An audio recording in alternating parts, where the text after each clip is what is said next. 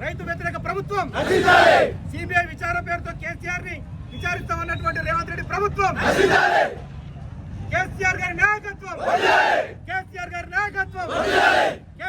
నాయకత్వం జోహార్ తెలంగాణ మన వీరులకు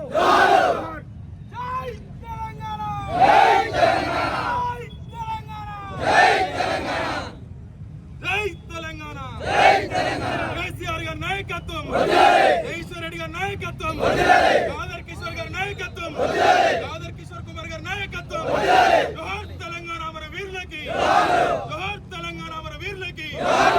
నాయకత్వం కిషోర్ నాయకత్వం జై తెలంగాణ కేసీఆర్ గారి నాయకత్వం కిషోర్ అన్న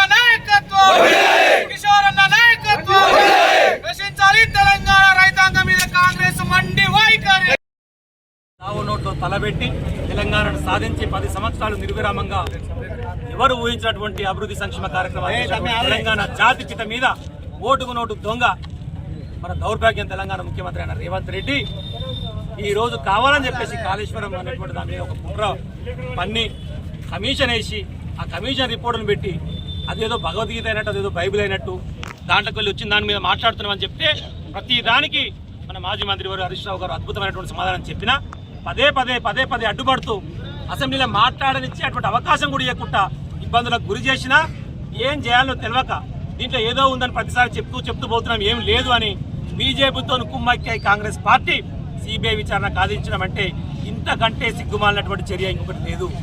వాడు ఓటుకు నోటు దొంగ కాబట్టి ఎట్టి పరిస్థితుల్లో నన్ను జైల్లో పెట్టినటువంటి వాళ్ళని నేను కూడా జైలు పంపాలనేటువంటి ఒక కుట్రతోని వ్యవహరిస్తున్నాడు, కక్షాపూరితమైనటువంటి రాజకీయ కక్ష సాధిస్తున్నాడు తప్పితే రైతుల కోసం పనిచేసినటువంటి కేసీఆర్ మీద విచారణ అంటే తెలంగాణ రైతాంగాన్ని అవమానించినట్టే. కాళేశ్వరం ద్వారా లబ్ధి పొందినటువంటి తుంగతుర్తి నియోజకవర్గంలో ఈరోజు దాన్ని నిరసిస్తూ సిబిఐ విచారణను నిరసిస్తూ రాస్తారోకో కార్యక్రమం కూడా అందుకే చేస్తూ ఉన్నాం. దయచేసి రైతాంగం కూడా గమనించాలి, తెలంగాణ ప్రజలు గమనించాలి.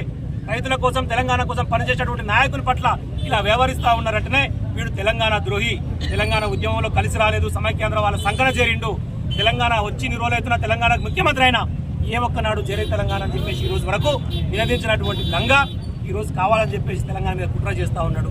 ఇది చంద్రబాబు డైరెక్షన్లో అటు బీజేపీ డైరెక్షన్లో జరుగుతున్నటువంటి కుట్ర. తస్మాత్ జాగ్రత్త, నువ్వు ఎన్ని కుట్రలు చేసినా ఎన్ని ఎంక్వైరీలు చేసినా అక్కడ ఉన్నది లేదు పీకేది లేదు, అయినా కావాలని చెప్పేసి మానసికంగా వేధించడం కోసం ప్రయత్నం చేస్తున్నాం. తస్మాత్ జాగ్రత్త, ఇప్పటికైనా మానుకో, లేకపోతే ప్రజాక్షేత్రంలో తప్పకుండా ప్రజలే నీకు బుద్ధి చెప్తారు. తస్మాత్ జాగ్రత్త. రేవంత్ రెడ్డి నువ్వు నిన్న మాట్లాడేది కూడా ప్రజలందరూ గమనించి చూసిరు, అలా ఏం లేదంటే ఏమి లేదు, మొత్తం గొల్ల. ఏదైనా మాట్లాడితే ఉత్తగానే 1,00,000 కోట్ల అవినీతి అంటారు. అసలు ప్రాజెక్టు వర్త్ 1,00,000 కోట్లు లేదురా నాయన అంటే 1,00,000 కోట్ల అవినీతి ఎక్కడ జరుగుతుంది?